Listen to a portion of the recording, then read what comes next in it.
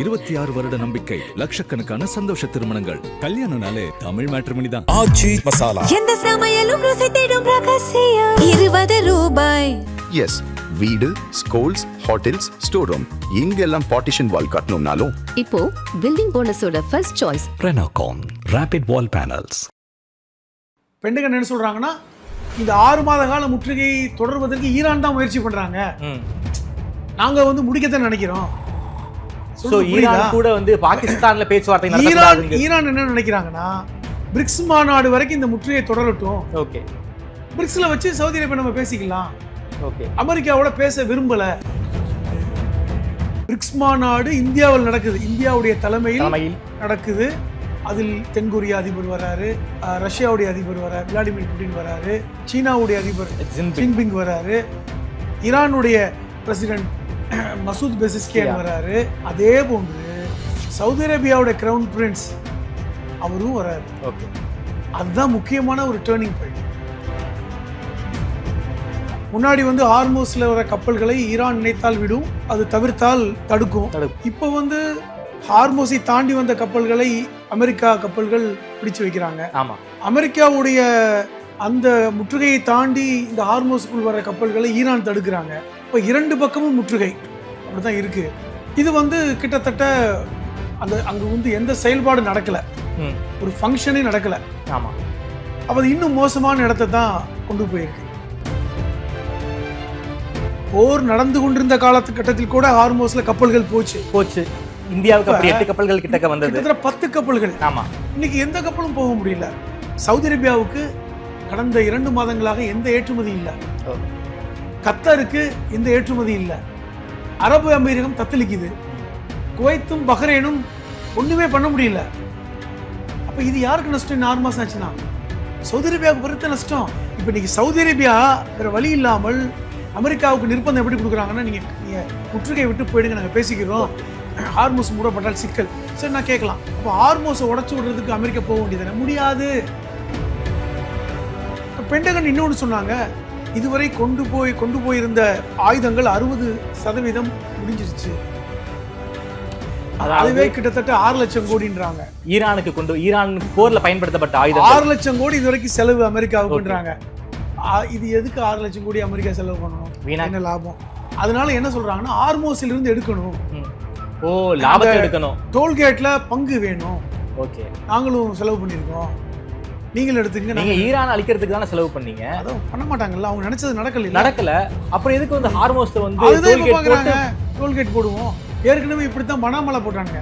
வட அமெரிக்கா தென் அமெரிக்கா கடையில ஒரு பனாமா கால்வாய் இருக்குல்ல, அதை இப்படித்தான் அமெரிக்கா 100 வருஷம் குத்தகைக்கு வச்சிருந்தாங்க.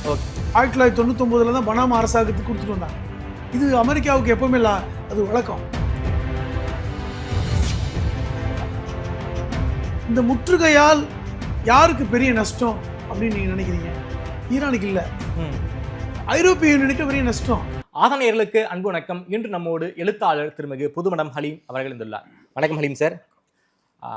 ஈரான் அமெரிக்கா போர் ஒரு புதிய பரிணாமத்தை எட்டியிருக்கு. ஹார்முஸ்லேருந்து ஒரு 200 கிலோமீட்டர் கடல் பரப்பை தாண்டி அமெரிக்கா அவர்களுடைய போர்க்கப்பல்களை நிறுத்தியிருக்காங்க. ஈரான் நாங்களும் சளைத்தவர்கள் அல்ல அப்படிங்கிற ரீதியாக அவங்களும் போர்க்கப்பலை நிறுத்தியிருக்காங்க. இதுவும் இன்னொரு நெருக்கடியான சூழலை தள்ளியிருக்காங்க போல இருக்கு அமெரிக்கா ஈரான். அது மட்டும் இல்லாமல் அமைதி பேச்சுவார்த்தை எப்படி போயிட்டு இருக்கு?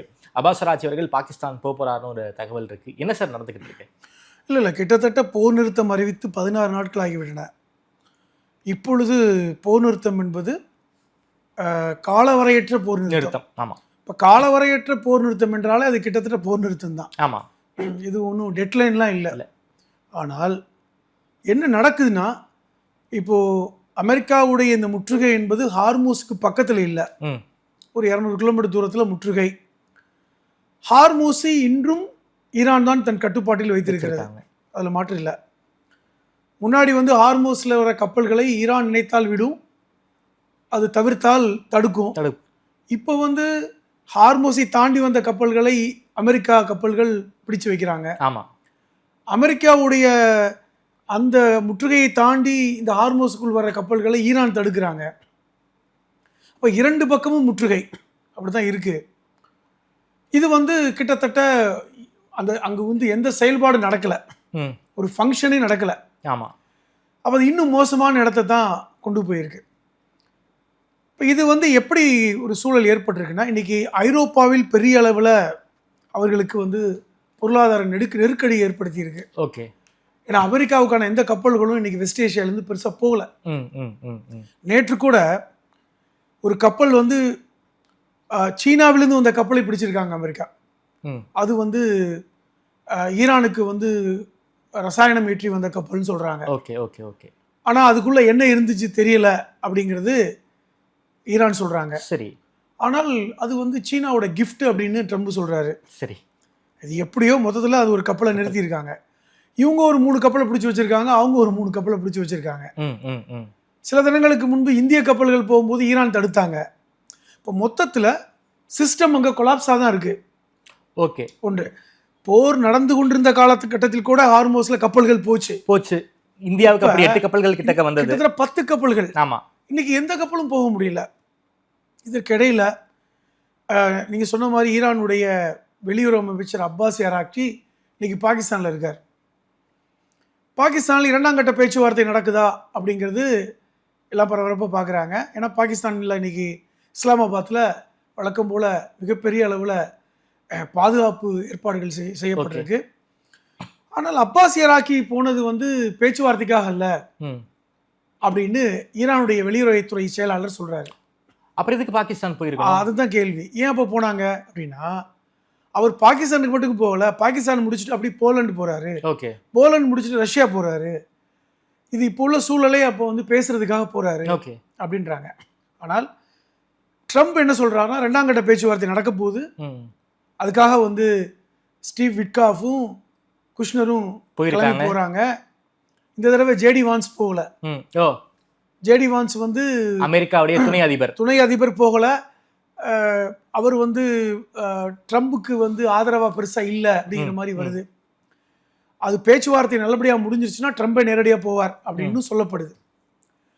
ஆனால் அங்கே வந்து எப்படி நடக்குதுன்னா, நான் என்ன பார்க்குறேன்னா, இது பேச்சுவார்த்தை நடக்குதோ நடக்கலையோ, இந்த பிரச்சனை இன்னைக்கு முடியாது. என்னைக்கு தான் முடியும்? அது இன்னும் 6 மாத காலம் ஆகுன்றாங்க. என்னன்னா, ஏற்கனவே 1 மாச போரினுடைய தாக்கம் ஒரு அடுத்த 5 வருஷத்துக்கு எதிரொலிக்கும்னு சொல்றாங்க. காரணம் என்னன்னா, பென்டகன் கொடுத்த அறிக்கை ட்ரம்ப் கொடுத்த அறிக்கைக்கு மாற்றாக இருக்கிறது. ஓகே. பென்டகன் என்பது அமெரிக்காவுடைய இராணுவ தலைமையகம், பாதுகாப்பு தலைமையகம். அவங்க என்ன கொடுக்குறாங்கன்னா, இந்த பிரச்சனை இன்னைக்கு முடியாது, இப்போ முடியாது. ஒரு விஷயம் ரொம்ப தெளிவாகிடுச்சு, இனி போர் நடக்கிறதுல ஒன்றும் நடக்க வாய்ப்பு இல்லை. அதைத்தான் ட்ரம்ப் விரும்பினார். முற்றுகைங்கிற பேரில் நிப்பாட்டிட்டாங்க. ஆனால் இன்னைக்கு வந்து அங்கே யார் ஆதிக்கம் செலுத்துவதுங்கிற அந்த இடத்துக்கு நகர்ந்துட்டாங்க. ட்ரம்புடைய வேண்டுகோள் என்பது ஹார்மோஸை அமெரிக்காவும் ஈரானும் சேர்ந்து நிர்வாகம் பண்ணலாம், லாபத்தை எடுத்துக்கலான்னு. அது ஈரான் ஒத்துக்கல. ஈரான் ஏற்கனவே சொல்லிட்டாங்க, நாங்களும் ஒமானும் தான் அதை நிர்வாகம் செய்வோம், அந்த லாபத்தை எடுத்துக்கொள்வோம் என்று. இப்போ அப்படி போயிடுச்சு பேச்சு. இப்போ பென்டகன் இன்னொன்று சொன்னாங்க, இதுவரை கொண்டு போயிருந்த ஆயுதங்கள் 60% முடிஞ்சிருச்சு. அதுவே கிட்டத்தட்ட 6 லட்சம் கோடின்றாங்க. ஈரான் போர்ல பயன்படுத்தப்பட்ட ஆயுதம் 6 லட்சம் கோடி இதுவரைக்கும் செலவு அமெரிக்காவுக்குன்றாங்க. இது எதுக்கு 6 லட்சம் கோடி அமெரிக்கா செலவு பண்ணணும்? என்ன லாபம்? அதனால என்ன சொல்றாங்கன்னா, ஹார்மோஸில் இருந்து எடுக்கணும். லாபத்தை எடுக்கணும். டோல்கேட்ல பங்கு வேணும். ஓகே, நாங்களும் செலவு பண்ணியிருக்கோம், நீங்களும் எடுத்துங்க. நீங்க ஈரான் அழிக்கிறதுக்கு தானே செலவு பண்ணீங்க. அதான் பண்ண மாட்டாங்கல்ல, அவங்க நினைச்சது நடக்கல. அப்புறம் எதுக்கு வந்து ஹார்மோஸ்ல வந்து டோல்கேட் போடுவோம்? ஏற்கனவே இப்படித்தான் பனாமால போட்டானுங்க. வட அமெரிக்கா தென் அமெரிக்கா கடையில் ஒரு பனாமா கால்வாய் இருக்குல்ல, அதை இப்படித்தான் அமெரிக்கா 100 வருஷம் குத்தகைக்கு வச்சிருந்தாங்க. ஓகே. 1999 தான் பனாமா அரசாங்கத்துக்கு கொடுத்துட்டு வந்தாங்க. இது அமெரிக்காவுக்கு எப்பவுமே அது வழக்கம். எங்கெல்லாம் லாபம் இருக்கும் 6 லட்சம் கோடியை வந்து திரும்பி வர வரைக்கும் அதை அவங்க வச்சுப்பாங்களா? அந்த மாதிரி கேட்குறாங்க. ஓகே, அது ஒத்துக்கவே முடியாது. ஈரான் ஒத்துக்கல. ஏற்கனவே ஈரான், நீங்க வந்து எங்களுக்கு 40 வருஷம் பொருளாதார தடை விதிச்சிருக்கீங்க, அதுக்கு எங்களுக்கு 800 பில்லியன் காம்பன்சேஷன் வேணும்னு கேட்டுக்கிட்டு இருக்கான். அவன் எப்படி கொடுப்பான்? இதெல்லாம் இருக்கு சிக்கல். அப்போ இது ஒரு பக்கம் போயிட்டு இருக்கு. இப்போ இந்த பேச்சுவார்த்தை இன்னும் ஆரம்பிக்கப்படலை. ஓகே. பேச்சுவார்த்தை என்பது பாகிஸ்தானில் முயற்சி பண்றாங்க. இப்போ இதற்கிடையில இந்த முற்றுகையால் யாருக்கு பெரிய நஷ்டம் அப்படின்னு நீங்க நினைக்கிறீங்க? ஈரானுக்கு இல்லை, ஐரோப்பிய யூனியனுக்கு பெரிய நஷ்டம். எப்படி நஷ்டம்? என்ன காரணம்னா, உங்களுக்கு மேற்காசியாவிலிருந்து ஐரோப்பிய நாடுகளுக்கு நீங்கள் அந்த ஹார்மோஸ் வழியாக தான் வரணும். ஆமா, அது இன்னைக்கு அடைப்பட்டதுனால ஐரோப்பிய யூனியனில் இன்னைக்கு ரொம்ப பெரிய அளவில் நெருக்கடிகள். பெட்ரோலியம் ப்ராடக்ட்லேருந்து, வெறுமனே பெட்ரோலியம் ப்ராடக்ட் மட்டும் இல்லை, ரசாயன பொருள்கள், உரங்கள், பல்வேறு விஷயங்கள் இன்னைக்கு மேற்காசியாவிலேருந்து ஐரோப்பாவுக்கு வருது. அதெல்லாம் இன்னைக்கு தடைப்பட்டிருக்கு. அதெல்லாம் ஹார்மோஸ் வழியா தான் போதா? ஹார்மோஸ் வழியாக தான் பெரும்பாரியாக வருது. ஓகே, செங்கடல் வழியாக வரும், ஹார்மோஸ் வழியாக வரும், துருக்கியில் ஒரு ஜலசந்தி இருக்கு. ஆனாலும் அந்த கனெக்ஷன் ஹார்மோஸோட தொடர்புடையதாக இருக்குன்னு சொல்றாங்க. இப்போ எப்படி இருந்தாலும் அது ஒரு 5ல் 1 பங்கு வியாபாரம் ஹார்மோஸ் தானே. ஆமா, இப்போ 100%னா உலகில் 20% வியாபார கப்பல் வியாபாரம் ஹார்மோஸ் நடக்குது. இப்போ அதுக்கு இன்னைக்கு ஐரோப்பிய யூனியன்ல எல்லா நாடுகளும் இன்னைக்கு அமெரிக்காவுக்கு எதிரான கருத்துக்களை சொல்றதை பார்க்குறோம். உதாரணமா ஏற்கனவே தென் அமெரிக்க நாடான பிரேசில் அந்த கருத்தை சொன்னாங்க. ஓகே, இன்னைக்கு இங்கேயே சொல்ல ஆரம்பிச்சிட்டாங்க. ஏற்கனவே நார்வேயா இருக்கட்டும், அயர்லாண்டா இருக்கட்டும், ஸ்பெயினா இருக்கட்டும், இவர்கள் எல்லோருமே இனிமேல் அமெரிக்காவோடு எங்களுக்கு தொடர்பு இல்லைங்கிற இடத்துக்கு நகர்ந்துட்டாங்க. இஸ்ரேலோடு தூதரக உறவை துண்டிச்சிட்டாங்க. இன்னைக்கு ஒவ்வொரு நாடு தலைவர்களும் ஏற்கனவே இந்த ட்ரம்ப் வந்து ஜீசஸை பற்றி ஒரு படம் போட்டதுக்கே இன்னைக்கு அங்கே கொதிச்சு போயிருக்காங்க. அது முக்கியமானது. ஆஸ்திரியாவுடைய பிரதமர், ஆஸ்திரியா என்பது வியன்னா, ஆஸ்திரியாவோட பிரதமர் அலெக்சாண்டர் வான், அவர் இது வரைக்கும் எப்போ பெருசாக கருத்து சொல்ல மாட்டார். அவர் நேற்று கொதிச்சு போய் சொல்கிறார், உலக நாடுகளில் இருக்கின்ற தலைவர்களுக்கு பேசுறதுல ஒரு நியாயம் இருக்கணும், குறைந்தபட்ச நேர்மை இருக்கணும். ஆனால் இன்னைக்கு இருக்கின்ற ட்ரம்ப் போன்றவர்கள் பொய்யை மட்டுமே சொல்கிறாங்க. இது வந்து உலகத்துக்கு நல்லதில்லை. ஜீசஸை பற்றி படம் வரைந்தது என்பதெல்லாம் ஏற்றுக்கொள்ள முடியாதுன்னு அந்த அலெக்சாண்டர் வான் கருத்து சொல்கிறார். இது அலெக்சாண்டர் வானுடைய கருத்துமான்னு பார்த்தா இல்லை, பெரும்பாலான ஐரோப்பிய நாடுகளுடைய தலைவர்களுடைய கருத்து. மேக்ரான் ஏற்கனவே சொல்லிட்டார், இட்டலியுடைய அதிபர் இது மாதிரி ஒரு கருத்தை சொல்லிட்டார். இப்போ இவங்கெல்லாம் என்ன சொல்ல வர்றாங்கன்னா, இன்னைக்கு வந்து ஹார்மோஸ் மூடப்பட்டு ஐரோப்பிய யூனியனுக்கு நெருக்கடி கொடுக்க வேண்டும் என்று ட்ரம்ப் விரும்புகிறாரா? ஓகே, ஏன்னா இன்னைக்கு ஹார்மோஸ் மூடப்பட்டதுனால ஈரானுக்கு நஷ்டம்தான். ஆனால் ஈரானுக்கு ஏகப்பட்ட நஷ்டம், அதில் ஒன்று இது. ஆனால் பெரிய பாதிப்பு இன்னைக்கு ஐரோப்பிய யூனியனுக்கு. ஓகே, நாட்டோ இந்த போர் விஷயத்துல ரொம்ப அமைதியா இருந்தாங்க. காரணம்னா ஏற்கனவே நேட்டோ நாடுகள் இந்த விஷயத்துல வந்திருந்தா பிரச்சனை எப்பவோ முடிஞ்சிருக்கும். ஆமா, ஓ ஆரம்பத்தில் போர் நடக்கும்போதே ட்ரம்புடைய கோரிக்கை என்னவாக இருந்தது என்றால், நேட்டோ நாடுகள் கப்பல்கள் வந்தால் ஈரான் பணிஞ்சிருக்கும்.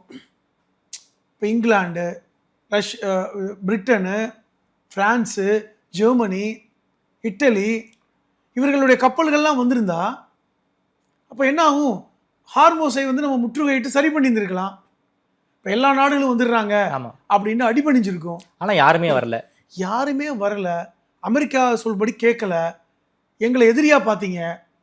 இப்போ நாங்கள் ஹார்மோஸை முற்றுகையிட்டிருக்கோம், உங்களுக்கு தான் நஷ்டம், அந்த நஷ்டத்தை அனுபவிங்க என்று இப்படி ஒரு முடிவை ட்ரம்ப் எடுத்ததாக சொல்கிறாங்க. இதுதான் இன்றைக்கி ஒரு சிக்கல். அப்போ பேச்சுவார்த்தை இவங்க கூப்பிடுறாங்கல்ல, அப்போ நீங்கள் கேட்கலாம், அதை ட்ரம்ப் தான் பேச்சுவார்த்தைக்கு வர்றாரு, ஈரான் தானே பேச்சுவார்த்தைக்கு தடங்களாக இருக்காங்க. ஈரான் தெளிவான கண்டிஷன் போட்டுருக்காங்களே, ஹார்மோஸில் நாங்கள் பங்கு கொடுக்க மாட்டோம், ஹார்மோஸில் டோல்கேட் போட போகிறோம், எங்களுக்கு காம்பன்சேஷன் கொடுக்கணும், இனிமேல் நீங்கள் இந்த பக்கமே நீங்கள் போர் நடக்கக்கூடாது, அரபு நாடுகளில் இருக்கின்ற உங்களுடைய காலி பண்ணணும். இதெல்லாம் ஒத்துக்க மாட்டேன்றீங்களே. இதுக்குத்தான் முக்கியமான ஒரு திட்டம் உருவாகுது. வருகின்ற செப்டம்பர் மாதம் நடக்கின்ற பிரிக்ஸ் மாநாடு இந்தியாவில் நடக்குது. ஓகே, பிரிக்ஸ் மாநாடு இந்தியாவில் நடக்குது, இந்தியாவுடைய தலைமையில் நடக்குது. அதில் தென்கொரியா அதிபர் வராரு, ரஷ்யாவுடைய அதிபர் வராரு, விளாடிமிர் புட்டின் வராரு, சீனாவுடைய அதிபர் ஜின்பிங் வராரு, ஈரானுடைய பிரசிடென்ட் மசூத் பெசிஸ்கியான் வராரு. அதே போன்று சவுதி அரேபியாவுடைய கிரவுன் பிரின்ஸ் அவரும் வராரு. ஓகே, அதுதான் முக்கியமான ஒரு டேர்னிங் பாயிண்ட். அப்ப இப்படி எல்லாரும் வந்துட்டாங்கன்னா ஈரானுமே வந்து பிரிக்ஸ் தான் நீங்க வந்து தீர்வு காணணும். அதுதான் முக்கியம். இப்ப திருப்பி பாகிஸ்தானில் உட்கார்ந்துட்டு இந்த தீர்வு நடக்கும் அப்படின்லாம் வந்து ஈரான் எதிர்பார்க்கல. பாகிஸ்தானுக்கு போனா தீர்வு வராதுன்னு தெரியும். பாகிஸ்தான் வந்து தீர்வு என்பது அது சும்மா ஒரு ஒதுங்குற இடம் தான். அது டீ கடை அவங்க அமெரிக்காவுடைய அடிமை தான் பாகிஸ்தான். அவங்க ஒரு டீ கடையில் உட்காந்து பேசுகிற மாதிரி தான். இப்போ நம்ம வந்து நீங்கள் நானும் ஒரு டீ ஷாப்பில் உட்காந்து பேசினா டீ கடைக்கு என்ன வேல்யூ இருக்குது? ஒரு இடம், அவ்வளோதான். அதுக்கு பாகிஸ்தான் வந்து ஈரானுக்கு பக்கத்தில் இருக்குது. பாகிஸ்தானே அமெரிக்கா நம்பும். ஏன்னா பாகிஸ்தானுடைய இராணுவ தளபதி அசீம் முனீர் வந்து ட்ரம்புக்கு வந்து கையால் ஆமாம் நெருக்கம். நினச்சா விலை மாளிகையில் போய் பார்த்துட்டு வந்துட்டு இருக்காரு கிட்டத்தட்ட. அடுத்து இப்போ நீங்கள் ஷபாஸ் ஷெரீஃபுக்கே பிரச்சனையாகுது. இராணுவ ஆட்சி வந்தால் அசீம் முனீரை வந்து அதிபராக்கி விட்டுருவாங்க. அந்த ஒரு பயம் வந்து ஷபாஸ் ஷெரீஃபுக்கு இருக்குது. அப்போ அந்த மாதிரி ஒரு இடத்துல இருக்கின்ற நாடு. இரண்டாவது பாகிஸ்தான் வந்து பாருங்கள், இன்னொன்று கவனித்து பார்த்தா தெரியும். சவுதி அரேபியா சமீபத்தில் பாகிஸ்தானுக்கு ஒரு பெரிய பணம் ஃபண்டு கொடுத்துருக்காங்க. ஓகே.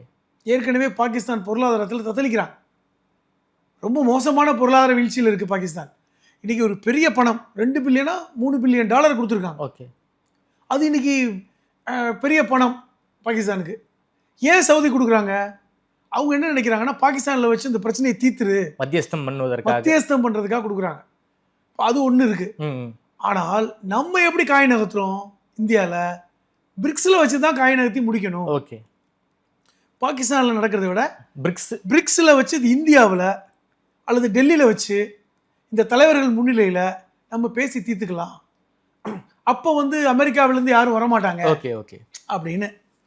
அதனால் அதுக்கு ஒரு 6 மாத காலம் இருக்கா கிட்டத்தட்ட நெருக்கி. அந்த 6 மாத காலம் இந்த முற்றுகை தொடருமோ என்கிற ஒரு எண்ணம் வந்திருக்கு. ஓகே. ஒருவேளை ஈரான் வேண்டுமென்றே கூட பேச்சுவார்த்தைக்கு வராமல் முற்றுகையை தொடர நினைக்கிறாங்களே நான் நினைக்கிறேன். ஓகே. இப்போ அமெரிக்கா தடுக்க நினைக்கிறாங்க. பெண்டகன் அதை தான் சொல்லியிருக்காங்க. ஓகே.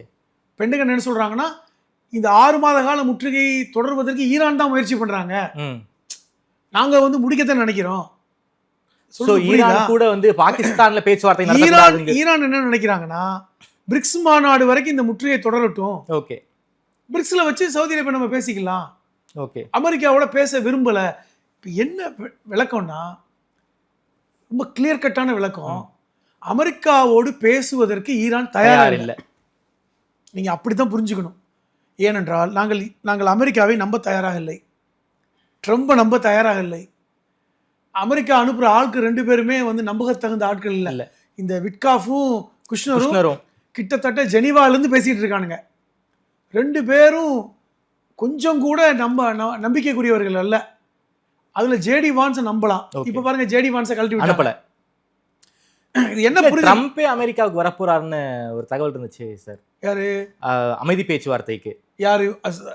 ஈரான்ல இருந்தா ட்ரம்பே வந்து இந்த ஈரான் கூட அமைதி பேச்சுவார்த்தை நடத்துவதற்கு ட்ரம்பே வராரு பாகிஸ்தானுக்கு.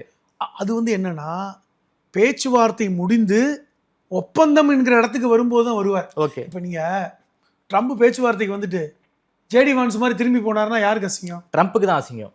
ஏற்கனவே ஜேடி வான்ஸை அசிங்கப்படுத்திட்டு தான் கூட்டிட்டு அனுப்பிச்சுட்டாங்க. அது ட்ரம்புக்கே நல்லா தெரியும். பாகிஸ்தானில் பேச்சுவார்த்தை வெற்றி அடையாது.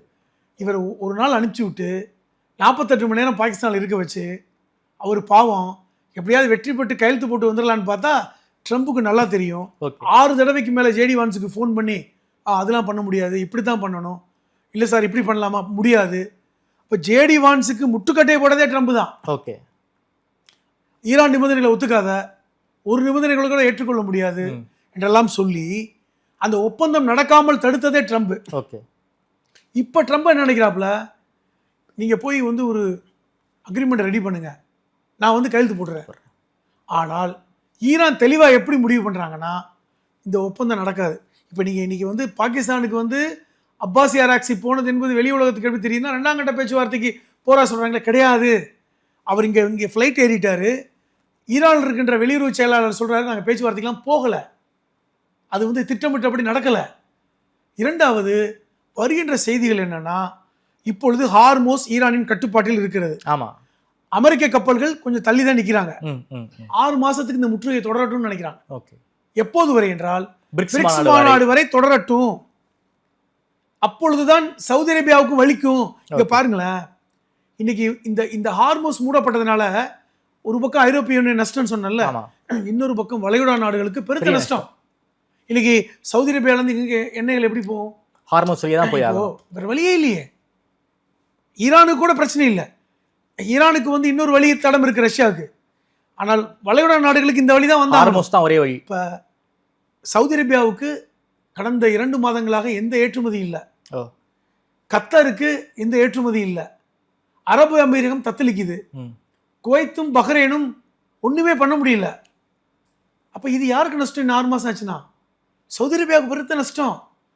இப்ப இன்னைக்கு சவுதி அரேபியா வேற வழி இல்லாமல் அமெரிக்காவுக்கு நிர்பந்தம் எப்படி கொடுக்குறாங்கன்னா, நீங்க முற்றுகை விட்டு போயிடுங்க, நாங்க பேசிக்கிறோம், ஹார்மோஸ் மூடப்பட்டால் சிக்கல். சரி, நான் கேட்கலாம், அப்போ ஹார்மோஸை உடச்சி விடுறதுக்கு அமெரிக்கா போக வேண்டியதானே? முடியாது. கப்பலை முற்றுகையிட்டு வச்சிருக்கீங்கல்ல, இந்த கப்பலை அப்படியே ஹார்மோஸ் போய் நீங்க வந்து ஃபைட் பண்ணி பிடிங்கள முடியாது. காரணம், கீழ் எல்லாம் கன்னி வெடிகள் வைக்கப்பட்டிருக்கிறது. உள்ள வந்தா கப்பல் வெடிச்சிடும். அதனால ஜெர்மனி நேத்து சொல்லியிருக்காங்க, நாங்க போய் எங்களுடைய ஸ்பெஷலிஸ்ட்டை வச்சு நாங்கள் கன்னி வெடியை நீக்கிற வேலையை பண்றோம். ஓகே, ஏன்னா அவங்களுக்கும் இன்னைக்கு பிரச்சனை. அதை வந்து அமெரிக்கா ஒத்துழைச்சால், அமெரிக்கா உச்சத்தில் இருக்கும்போது ஜப்பானுமே இதை சொன்னாங்க. ஜப்பான், ஜெர்மனி 2 பேரும் நாங்க வந்து கன்னி வெடிகளை அகற்றி கொடுக்கிறோம். நாங்க 2 பேரும் அமெரிக்காவுக்கு நேச நாடுகள், ஈரானோடவும் நாங்க எந்த கஷ்டம் வைக்கலாமா, நாங்க போய் கன்னி வெடிகளை அகற்றுறோம், அதுக்கு டைம் கொடுங்க. இது என்ன தெரியுமா திட்டம்? கன்னி வெடிகளை நீங்கள் அகற்றினால் கூட அது கால அவகாசம் 6 மாசம் ஆகும். ஓகே, இது எல்லாமே திட்டமிட்ட செயல். இது எல்லாம் கால்குலேட் பண்ணிட்டாங்க. ஓகே, ஒரு 6 மாத காலத்திற்கு ஹார்மோஸ் மூடப்படணும்னு. ஓகே, ஈரான் முடிவு பண்ணிட்டாங்க. பாகிஸ்தான் இந்த பேச்சுவார்த்தை நடக்க கூடாது, பிரிக்ஸ்ல தான் கொண்டு வரணுங்கிறது ஈரானுடைய திட்டம். ஓகே, பிரிக்ஸுக்கு போயிடக்கூடாது, பாகிஸ்தான்லயே முடிச்சிடணும்னு அமெரிக்கா நினைக்கிறாங்க. ஓகே, இப்போ நீங்க விஷயத்தை புரிஞ்சுக்கணும். புரியுது. அமெரிக்கா பாகிஸ்தான்ல முடிச்சிடணும், ட்ரம்பை வச்சு சைன் பண்ணிடணும், ட்ரம்புக்கு வந்து பேர் வந்துடும், ட்ரம்புக்கு வந்து நோபல் பிரைஸ் கூட கிடைச்சாலும் கிடைச்சிடும், ட்ரம்ப் வந்து உலகத் தலைவர்னு அவரை நிலைநாட்டிக் கொள்வதற்கான வாய்ப்புன்னு. ஈரான் அதற்கு வாய்ப்பே கொடுக்கல, சான்ஸே இல்லை. 6 மாத காலம் இப்படி தான், செப்டம்பரில் தான் முடியும் அப்படின்னு தெளிவாக இருக்காங்க. அப்போ ப்ரீ பிளானா 6 மாத காலம் இப்படி தான் இருக்குன்னா நான் அதுக்கேற்ற மாதிரி தயார்படுத்திக்குவேன்ல. ஆமாம், எனக்கு 6 மாதம் வேலை இல்லை அப்படின்னு நான் முடிவு பண்ணேன்னா 6 மாதத்துக்கு நான் எனக்கு என்ன செய்யணுமோ செஞ்சிடுவேன். நீ தான் வந்து எனக்கு இன்னைக்கு முடிஞ்சிருமா நாளைக்கு முடிஞ்சிருமா அப்படின்னு ஒருத்தர் நினச்சிங்கன்னா உங்களுக்கு தான் கஷ்டம். அதை தெளிவாக முடிவு பண்ணுறாங்க. இதை சவுதி அரேபியா தெளிவாக புரிஞ்சுக்கிட்டாங்க. அதைத்தான் சீனாவும் சவுதி அரேபியாவிட்ட கொடுத்துருக்காங்க. பிரிக்ஸ் வரைக்கும் போக வேண்டாம், அமெரிக்காவை போக சொன்னாவே பிரச்சனை முடிஞ்சிடும். இப்போ நெருக்கடி கொடுப்பது யார் என்றால் ஈரான் தான். ஈரான் அல்ல, சவுதி அரேபியா அமெரிக்காவுக்கு நெருக்கடி கொடுக்குது, நீங்க தயவு செய்து போயிடுங்கன்னு. ஓகே, இந்த மாதிரியான ஒரு சூழல் ஈரானுக்கு ஃபேவரபிளா இருக்கு. ஈரானுக்கு நீ இழப்பதற்கு எதுவும் இல்லைன்னு நினைக்கிறாங்க. அங்க இருக்கின்ற கன்னி வெடிகளை அகற்ற முடியல. அப்போ இந்த மாதிரியான சிக்கல் இன்னைக்கு ட்ரம்புக்கு ஒரு பெரிய நெருக்கடி. பெண்டகன்ல இதுக்கு மேல ஃபண்டு கொடுக்க முடியாதுட்டாங்க. ஓகே, ஏற்கனவே 60% கொடுத்துட்டோம், 60% கொடுத்து காலி பண்ணிட்டீங்க, இத்தனை லட்சம் கோடி போச்சு, என்ன லாபம் இல்லை. நீங்க சொன்ன மாதிரி ஹார்மோஸ்ல வரி வசூல் பண்ணாதான் நடக்கும், அதுக்கு ஈரான் ஒத்துக்க மாட்டாங்க. இப்போ இந்த மாதிரியான ஒரு நெருக்கடி, இப்படி பல்வேறு கட்ட நெருக்கடிக்குள் இன்னைக்கு உலகத்தை கொண்டு வந்து நிப்பாட்டியிருக்காங்க. அமெரிக்கா, ஐரோப்பிய யூனியனுக்கும் நஷ்டம், வளைகுடா நாடுகளுக்கும் கஷ்டம், அமெரிக்காவுக்கு ஒன்றும் புரியலை. இன்னைக்கு பிரிக்ஸ் வந்து தலையெடுக்கிறாங்க, சிக்கலுக்கு மேல் சிக்கல், சண்டை நிறுத்தம், அதுவும் காலவரையற்ற சண்டை நிறுத்தம். அப்போ இனிமேல் சண்டை இல்லை. எப்படி வருவாங்க? கிட்டத்தட்ட 22,000 ஊழியர்கள் இருக்காங்க, கப்பல் ஊழியர்கள். இவர்கள் இங்கிட்டு வர முடியாம அங்கிட்டு போக முடியாம கடல்ல கிடக்குறாங்க.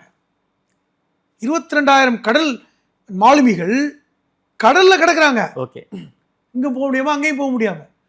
இந்த சூழல் இன்னும் 6 மாதம் நீடித்தால் எவ்வளவு பெரிய எக்கனாமிக் கிரைசிஸ் தானது உலகத்துக்கே. அதுதான் நடக்குது.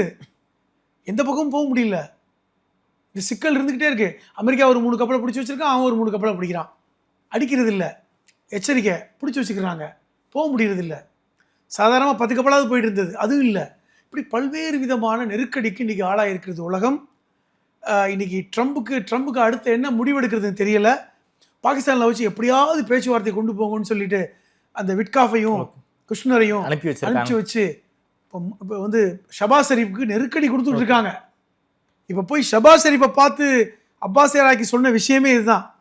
ஐயா, நீங்க எல்லாம் பேச்சுவார்த்தை ஒன்றும் வேலைக்கு ஆகாது, நீங்க பேசுங்க, நிலைமை இதுதான், ஒரு 6 மாதம் காலத்துக்கு இப்படி தான் போகும், அதுக்கு மேலேன்னா நாங்கள் ஒரு 10 நிபந்தனை கொடுத்தோம்ல, அந்த நிபந்தனையை கொடுத்து ஒப்புக்கொண்டால் கையெழுத்து போடுறோம், சவுதி அரேபியாவே அதை முயற்சி பண்ணட்டும் அப்படிங்கிற இடத்துக்கு நகர்ந்துருக்காங்க.